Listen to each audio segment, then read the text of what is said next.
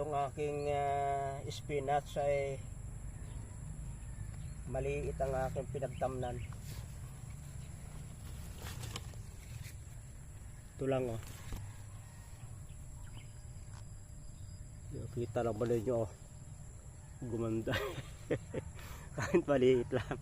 Ililipat natin sa malaki-laki. Sinubukan ko lang kung pwede magtanim sa ganyan. Ay pwede nga pala oh. Ugat. Yeah. Tatanim natin sa malaki-laki.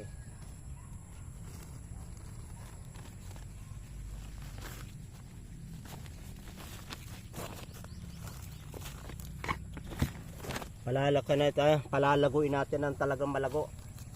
Maliit kasi yung taniniman. Ang spinach, lumalago yung kahit maliit lang ang tinaniman.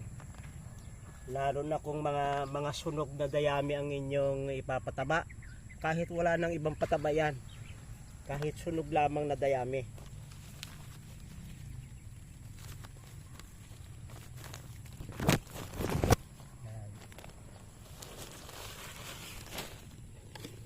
Pa yung isa, ito naman yung pula.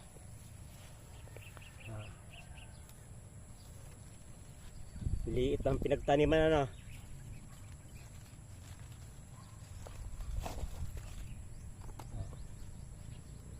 Daming ugat. Ngayon ay mas masarap na yung kain niya ngayon, mas masustansya na. Abo ng dayami.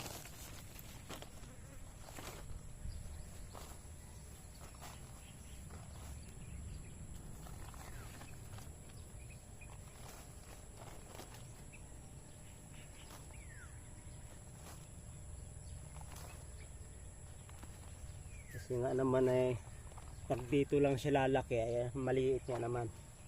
Sinubukan ko lang kung pwede magtanim ng spinach sa maliliit.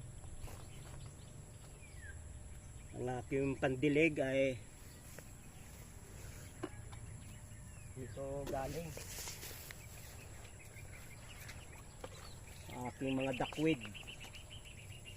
Ganda ng aking source ng pandilig. Sasawain natin ang ng dilig dahil napakainit ngayon.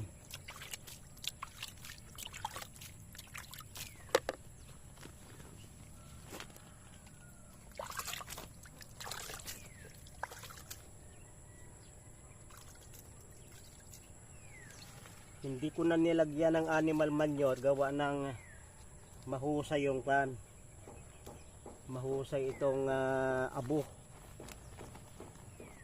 May nagsunog ng abo dun sa palayan ay ako'y kumuha.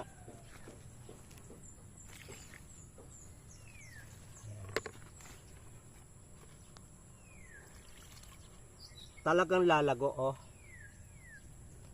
Gawa ng ang daming talbos oh. Lalago talaga ito. Pabubungahin ko. Ating itatanim, ilalagay dito sa hinukay ng pusa. Hinuhukay ng pusa itong aking garden.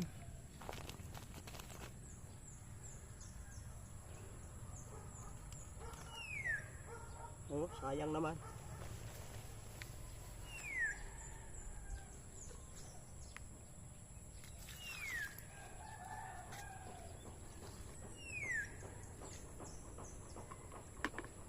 Okay, pinakita ko sa inyo na kung walang-wala kayong space, ang spinach ay pwedeng lumaki sa ganito.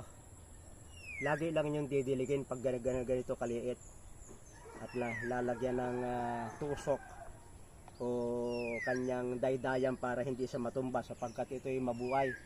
Kaya ipinatong ko sa dito para hindi matumba yung dalawa.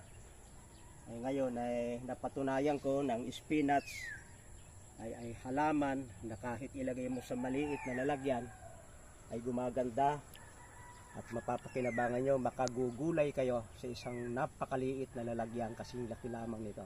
Maraming salamat sa inyong pagsubaybay sa Natural Wilderness si Pastor Vito.